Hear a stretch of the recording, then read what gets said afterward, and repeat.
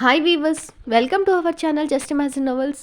ఈరోజు మన కథ వద్దన్నా వదిలేస్తానా సీజన్ 2 ఎపిసోడ్ 2.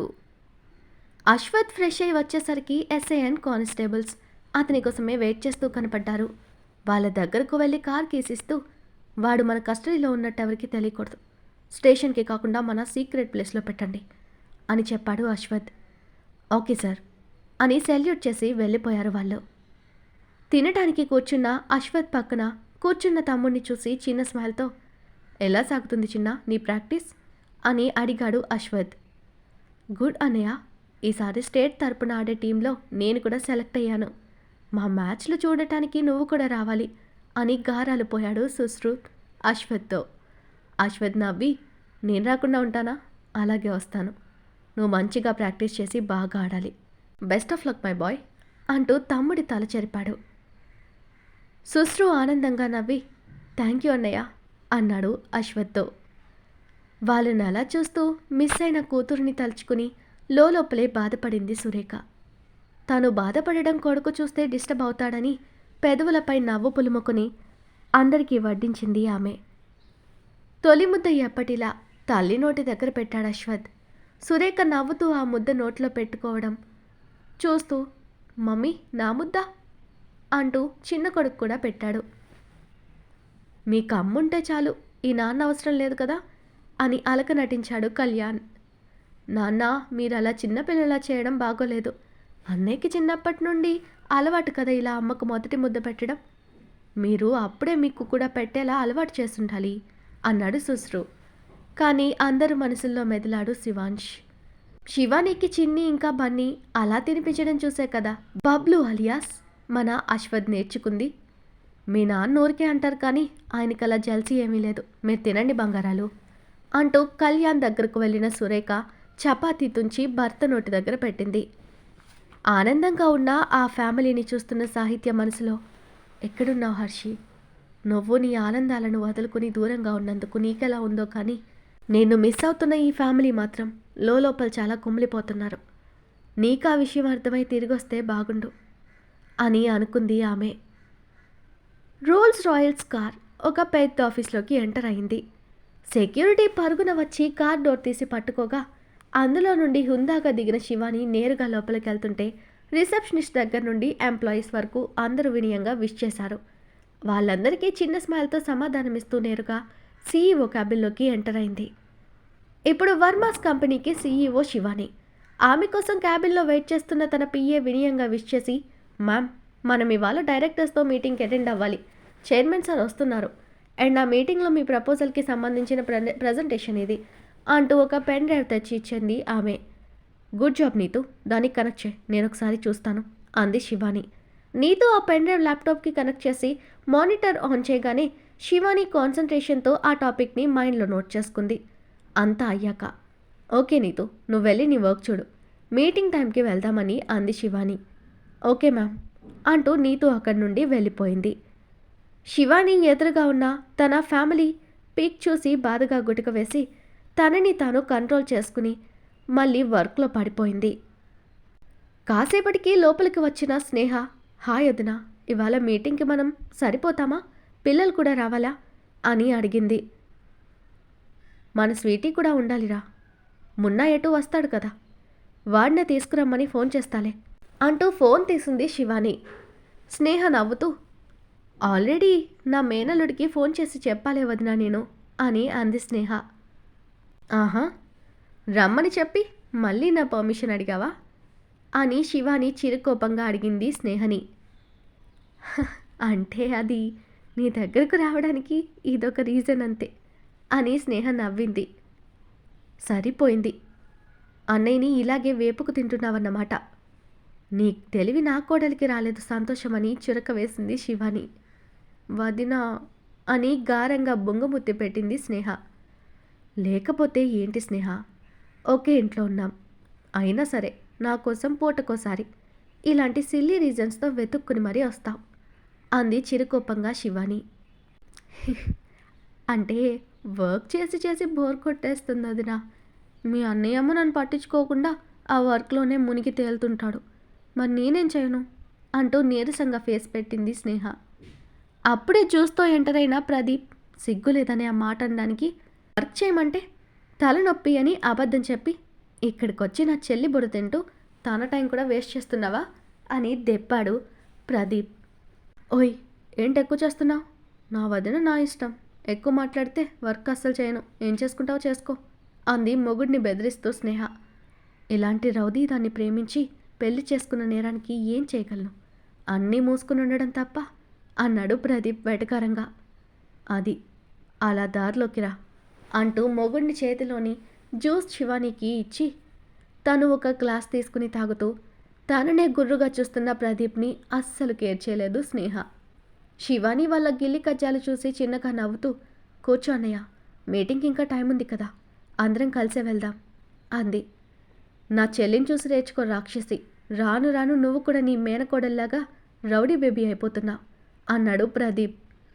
అవును, మున్ని కూడా ఈ మీటింగ్కి రావాలా వదినా అంది స్నేహ. ఏమో నాకేం తెలుసు, అదంతా ఆవిడ గారిని గారం చేసి చెడగొట్టే మీకే తెలియాలి అని మూతి తిప్పింది శివాని. స్నేహ నవ్వి, వదినా నువ్వు ఎవరిని తెప్పుతున్నావో నాకు అర్థమైంది, కానీ ఢిల్లీ నుండి అది రావడం అవసరమా అంది స్నేహ. ఏమో అన్నట్టు మళ్ళీ పెదవి విరిచింది శివాని. అప్పుడే ఢిల్లీలోని ఒక పాత పెద్ద బిల్డింగ్ దగ్గరకు తన స్పోర్ట్స్ బైక్ మీద స్పీడ్గా వచ్చిన అమ్మాయి ఎదురుగా ఉన్న గోడ మీదకి అలవోకగా బైక్ ఎక్కించి ఒక్కసారిగా బైక్ మీద నుండి దూకి గాలిలో ఎగిరి తన ఓనీని పట్టి నడుముకి కట్టుకుంటూ నేలపై ల్యాండ్ అయింది. ఎదురుగా ఒకడు రాడ్ పట్టుకుని తన పైకి వస్తున్న వాడి ముందు బెండై వాడి పొట్టలో బలంగా ఒక్క పంచిచ్చింది. వాడు పొట్ట పట్టుకుని రక్తం కక్కుకుని అలాగే నేలపై పడిపోయాడు. వాటిని దాటి ముందుకు వెళ్తూ ఫ్రీగా భుజాలపైన పరుచుకున్న తన హెయిర్ని కొప్పులా చుట్టుకుంటూ తనకి గన్ గురిపెట్టి వాడి వంక చూసి సైడ్ స్మైల్ ఇచ్చింది మన మున్ని అలియాస్ రౌడీ బేబీ. వాడు గన్ రిగ్గర్ మీద వేలు పెట్టేలోగా వాడి తల పుచ్చుకాయలా పేలిపోయింది.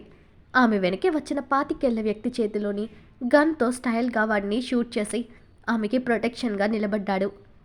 తన ఎదురుగా 10 మంది వరుసగా వచ్చి మున్నిని చుట్టుముట్టారు. వాళ్ళని మెరుపు వేగంతో చేరి వాళ్ళ వెపన్స్తోనే వాళ్ళనే ఊచకొత కోసి చంపేసింది మున్ని.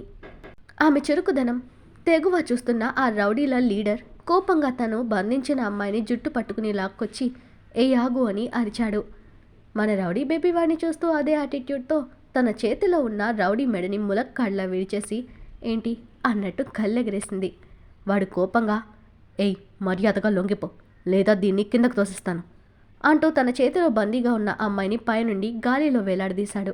అక్కడి నుండి పడితే ఎవ్వరైనా చావడం గ్యారంటీ. కానీ మన రౌడీ బేబీ వాడి బెదిరింపుని అస్సలు కేర్ చేయలేదు. తన మీదకొచ్చిన మరొక రౌడీ మెడ పట్టుకుని రౌండ్ తిరిగి వెనక నుండి వాడి మోకాల్ని కాలితో కిక్కిచ్చి ఆ కాలుని చెరుకుగడ్డ విరిచినట్టు విరిచేసరికి ఆ రౌడీ హెడ్కి కోపం వచ్చింది. గాలిలో వేలాడదీసిన ఆ పిల్లని ఒక్కసారిగా కిందకి తోసేశాడు. అప్పుడే కార్ నుండి దిగిన 6 అడుగుల యారగెంట్ మన హీరో రుద్ర కళ్ళకున్న గాగుల్స్ తీసి పైనుండి పడుతూ భయంతో అరుస్తున్న ఆ అమ్మాయిని కింద పడేలోగా క్యాచ్ పట్టి ఆమెని సేఫ్గా భూమి మీద నిలబెట్టాడు రుద్ర. అతన్ని చూడగానే ఆనందంగా కన్నీళ్లతో చూసింది ఆ పిల్ల. ఆర్ యూ ఓకే అని స్మూతీ వాయిస్తో అడిగిన రుద్రని చూసి చిన్న స్మైల్తో ఓకే అన్నట్టు తాలూపింది. ఓకే నువ్వు కార్లో కూర్చో అంటూ ఆ పిల్లని కార్లో కూర్చోబెట్టి తన సెక్యూరిటీని చూసుకోమని కూతురి కోసం వెళ్ళాడు రుద్ర. మన రౌడీ బేబీకి ఆ రౌడీ చేసిన పనికి ఏమాత్రం బెదర్లేదు. తన అడుగులు ఆపలేదు. వేగంగా పైకి అంటే ఒక ఫ్లోర్ పైకి జంప్ చేసి క్షణంలో ఆ హెడ్ని చేరి వాడి చేయి విరిచేసి అదే హైట్ నుండి వాడిని కిందకు తోసేసింది. ఆమె అంత ఫాస్ట్గా రియాక్ట్ అవుతుందని అసలు ఎక్స్పెక్ట్ చేయని ఆ రౌడీ హెడ్ అంత హైట్ నుండి క్షణాల్లో కింద పడి తిరిగి లేవలేదు. యమధర్మరాజుకు హాయ్ చెప్పాడన్నమాట. వాడి అనుచరుడు ఒకడు తన బాస్ని చంపేసిన మున్ని మీద కోపంతో షూట్ చేయడానికి గన్ పేల్చాడు. అప్పుడే అక్కడికి వచ్చిన రుద్ర మున్ని అంటూ ఆమెని పక్కకు లాగి బుల్లెట్ తనకి తగలకుండా కాపాడి తన కూతుర్ని షూట్ చేయాలనుకున్నందుకు కోపంగా వాడిని తూట్లుగా కాల్చేశాడు రుద్ర. తండ్రిని చూడగానే మున్ని బుంగమూతి పెట్టి dad this is too much, ఒక్కడి కోసం అన్ని బుల్లెట్స్ వేస్ట్ చేయడం ఎందుకు, నేనేసేసేదాన్ని కదా అని క్యూట్గా అడిగింది. రుద్ర నవ్వుతూ నా ప్రిన్సెస్ కోసం బుల్లెట్సే కాదు ఏదైనా ఎంతైనా ఖర్చు చేయొచ్చు అని రుద్ర ప్రేమగా అంటుంటే లవ్ యూ డాడ్ అంటూ రుద్రని సైడ్ హక్ చేసుకుంది మున్ని. మున్ని నీకు దూకుడు ఎక్కువైంది. రుద్ర సార్ మీరైనా తనని ఆపండి, ఇంతకీ మన హర్షి ఎక్కడా అని అడిగాడు మున్నికి ఎస్కాట్గా ఉన్న రామ్. ఇతనే సాహిత్య బ్రదర్ రామ్. అవును, తనెక్కడా అని మున్ని చుట్టూ చూస్తుంటే రుద్ర హర్షి కోసం ఆ బిల్డింగ్స్ అన్నిటినీ కళ్ళతోనే స్కాన్ చేసి ఒక బిల్డింగ్ లోపలికి వెళ్ళాడు.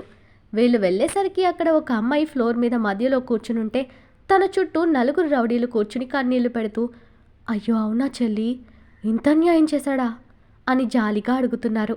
అక్కడున్న మన హర్షి అలియాస్ సన్నీ అమాయకంగా, అవునన్నాయ్, పాపం కదా, నేను వాడి ఫస్ట్ అండ్ బెస్ట్ ఫ్రెండ్ నేనే, కానీ వాడికి పొగరెక్కువ కదా, అందుకే చిన్నప్పటి నుండి వాడు ఎలా చెప్తే అలా విన్నందుకు చెప్పా పెట్టుకున్నా నన్ను వదిలి వెళ్ళిపోయాడు. ఇది ఎంతవరకు న్యాయం మీరే చెప్పండి అని బుడిబుడి రాగాలు అందుకుంది హర్షి. ఏ హర్షి, ఏం చేస్తున్నావే అని కోపంగా అరిచిన మున్నిని చూసి మెరిసే కళ్ళతో నవ్వింది హర్షి. ఏడుస్తున్న రౌడీలు వచ్చిన వాళ్ళని చూస్తూ, చెల్లాయ్ ఎవరు వాళ్ళు అని హర్షిని అడిగారు. చెల్లెలా అని రామ్ అయోమయంగా చూశాడు. హర్షి లేచి, అన్నయ్యలు వీళ్ళు నా వాళ్ళే, నా కోసం వచ్చారు. పాపం మీరు మంచోళ్ళు, నన్ను ఏమి చేయరని తెలియక కంగారు పడుతున్నారు అని నవ్వింది హర్షి. అసలేం చేస్తున్నావే అని మున్ని హర్షిని అడగగానే ఆ రౌడీలు, మేం చెప్తాం బేబీ, పాపం తను చిన్నప్పటి నుండి వెంట ఉండి ప్రేమించినవాడు అలా ఎలా మోసం చేసి మధ్యలో వెళ్ళిపోతాడు, అన్యాయం కదా అని ఒకడంటే, అన్యాయం అని అంత మెల్లగా అంటావేంట్రా, చాలా చాలా దుర్మార్గం అని మరొకడన్నాడు. నిన్ను కిడ్నాప్ చేసిన వాళ్ళని కూడా నీ బాధలు చెప్పి ఏడిపించావా హర్షి అని షాకింగ్గా అడిగాడు రామ్. అమాయకంగా చూస్తున్న హర్షి చుట్టూ చేయి వేసిన రుద్ర తనకి చిన్న స్మైల్ ఇచ్చి తన తలపైన ముద్దు పెట్టిన Rudra, Sunny are you okay baby, వాళ్ళేం నేను ఇబ్బంది పెట్టలేదు కదా అని కన్సర్న్తో అడిగాడు. నో మావయ్య, వీళ్ళ అమాయకులు, బ్రతకడానికి ఇలా రౌడీలు అయ్యారు కానీ ఎవరిని ఏమీ చేయలేరు అంటూ రౌడీల మీద కూడా జాలి చూపించింది సన్నీ. నీకు లోకల్లో అందరూ మంచోళ్ళేనే అని మున్ని సెటైర్ వేస్తే, నీ అన్న తప్ప అని కోపంగా అంది సన్నీ. కొడుకు ప్రస్తావన రాగానే రుద్ర గంభీరంగా మారిపోయి, ఇక్కడ ఎక్కువసేపు ఉంటే మీడియా పోలీసులతో తలనొప్పి, పదండి. రే రౌడీస్, మిమ్మల్ని చూస్తుంటే అమాయకుల్లా ఉన్నారు, మాతో పాటు రండి, మీ బాస్ ఎటు చచ్చిపోయాడు కాబట్టి మీకు నేను పనిస్తాను అన్నాడు రుద్ర ఆ రౌడీలతో. బాస్ పోయినా తమకి పని దొరికిందని సంబరంగా వాళ్ళు సరే అని తలూపి రుద్ర వెంట వెళ్లారు ఆ రౌడీలంతా. ఇలా అమాయకంగా ఉండడం కూడా ఒక్కోసారి మంచి చేస్తుందంటే ఇదేనేమో కదా డాడ్ అని నవ్వింది మున్ని. ఇందాక రుద్ర కాపాడిన అమ్మాయి వీళ్ళని చూడగానే కార్ దిగి హర్షి దగ్గరకు పరుగున వచ్చి, హర్షి నువ్వు బాగానే ఉన్నావు కదా అని అడిగింది. సారీ మనసా, నా వల్ల నువ్వు కూడా ఈ రౌడీల దగ్గర ఇరుక్కున్నావు అని గిల్టీగా అంది హర్షి. నువ్వు నా ఫ్రెండ్వి హర్షి, నిన్ను అలా ఎలా వదిలేస్తాను, నువ్వు నా గురించి ఏమీ ఫీల్ అవ్వకు అని క్యూట్గా చెప్తున్న ఆమెని చూసి, హౌ క్యూట్, నువ్వు మా హర్షి కోసం ఇంత బాగా ఆలోచించడం నాకు నచ్చింది. I'm Rudranshi, nick name Munni, తినికి మరదల్ని కమ్ బెస్ట్ ఫ్రెండ్ని అని నవ్వింది మున్ని. వావ్, బెస్ట్ వైబ్ ఉన్న నేమ్, నీలాగే నీ పేరు కూడా పవర్ఫుల్ బేబీ అంటూ మున్నిని హక్ చేసుకుంది మానస. మున్ని నవ్వి థ్యాంక్ యూ అంది. రామ్ మానస వైపు చూసి తన టీంలో ఒకరిని పిలిచి ఆమెని చూపించి తన గురించి ఫుల్ డీటెయిల్స్ తీసుకురమ్మని ఆర్డర్ వేశాడు. బయటెందుకు, దారిలో వెళ్తూ మాట్లాడుకుందాము పదండి అన్నాడు రుద్ర. రామ్ కార్ డ్రైవ్ చేస్తుంటే రుద్ర అతని పక్కన వెనక ముగ్గురు అమ్మాయిలు కూర్చునున్నారు. అసలు ఈ డొక్కుగడికి నువ్వెలా దొరికావే, నీ వెనుకున్న సెక్యూరిటీని దాటి మీ ఇద్దరిని ఎలా కిడ్నాప్ చేయగలిగాడు అని అడిగింది మున్ని. హర్షి, నేను ఇవాళ సండే కదా అని ఔటింగ్కి వెళ్దామని ప్లాన్ చేసుకుంటే మా ఫ్రెండ్స్ మీ వెనక సెక్యూరిటీ ఉంటే ఫ్రీగా ఉండలేమని గొడవ చేయడంతో మానస నసికింది. అందుకని సెక్యూరిటీ కన్ని కప్పి దొంగతనంగా గోడ దూకిపోయారా? మీరు బుర్ర తక్కువతనంతో చేసిన పనికి మా హర్షికి ఏమైందో చూసావా అని కోపంగా అరిచాడు రామ్. మానస బిక్కమొహం వేసి చూసింది. రామ్ ప్లీజ్, తప్పంతా తందే అని తిట్టుకు, నేనే తనకు ఐడియా ఇచ్చింది అని హర్షి తనని వెనకేసుకొచ్చింది. లీవ్ ఇట్ రామ్, మన చుట్టూ ఎంత ప్రమాదం ఉందని ఇప్పటికైనా అర్థమైంది కదా, ఇక జాగ్రత్తగా ఉంటారులే అని రుద్ర సర్ది చెప్పడంతో రామ్ సైలెంట్ అయినా ఫ్రంట్ మిర్రర్ నుండి మానసని చంపేసేలా చూశాడు రామ్.